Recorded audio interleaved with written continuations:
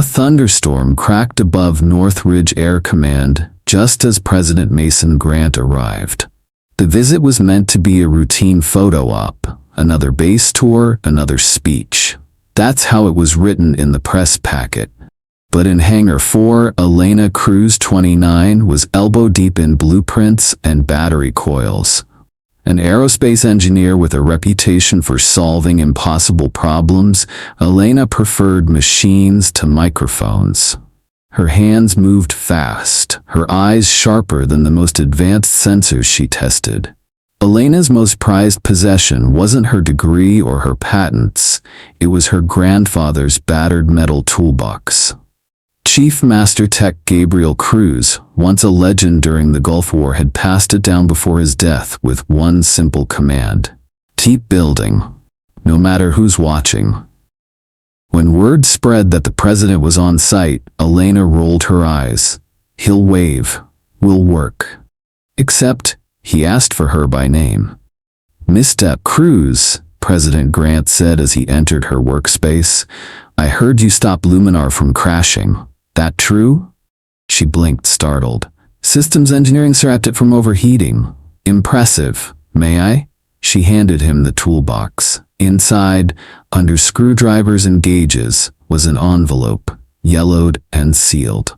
President Grant read aloud, "To the President of the United States, when truth matters again." It was signed, Gabriel Cruz. The letter inside told of a prototype aircraft called Project Halo, a revolutionary stealth jet powered by atmospheric pressure rather than traditional fuel. It had flown, it had worked, and then it had been shut down and buried, not for technical failure, but political fear. "If this letter finds the right hands," Gabriel wrote, "maybe the truth can fly again." Grant turned to Elena. "Your grandfather didn't just fix machines, he built a future someone didn't want seen." Skeptical but curious, Grant ordered a classified review. After hours of searching, they unearthed one dusty box marked Classified GC. Inside were schematics, flight data, and test logs confirming Halo's final successful trial, then sudden cancellation. "He flew it," Elena whispered, hands trembling, "and they erased it." The final page read, "They grounded the sky, but someone, someday, can set it free." President Grant looked up. "Then let's finish what he started." Elena was chosen to lead the resurrection effort under a new code name, Halo Genesis. Inside a sealed hangar, she and a select team rebuilt the aircraft from Gabriel's original designs, each wire soldered with purpose, each bolt a tribute. But the more progress they made, the more resistance they encountered. First, a corrupted hard drive, then a break-in, then a note taped to her computer: "You bring it back. You bring back the storm." Security was increased. Elena refused to stop. After 12 grueling weeks, Halo Genesis hovered for the first time, silent, balanced, impossible. President Grant arrived for the test. When the aircraft landed and the echo faded, Elena wiped away tears. "He was right," she said. "It was all real." The video of the flight leaked within hours. Across social media, a firestorm ignited. Halo returns, Cruz built, legacy of the sky. The world asked, why was this hidden? And more urgently, who buried it and why? A live demo was scheduled. The threats escalated. One final anonymous message: "Let it fly and watch everything fall." But President Grant stood firm.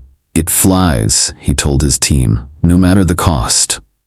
At sunrise, Elena stood on the launch pad with the president beside her. Behind them, media, veterans, engineers, students. The crowd waited breathless. Halo Genesis rose, sleek, ghostly, majestic. It soared with a grace not seen since the days of Apollo. The crowd erupted. A reporter shouted, "Why bring this back?" President Grant spoke into the mic. "Because when truth is grounded, freedom is too. And it's time we let both fly." Later that day, Elena received the Presidential Medal of Engineering honor. She accepted it and placed it on an empty chair.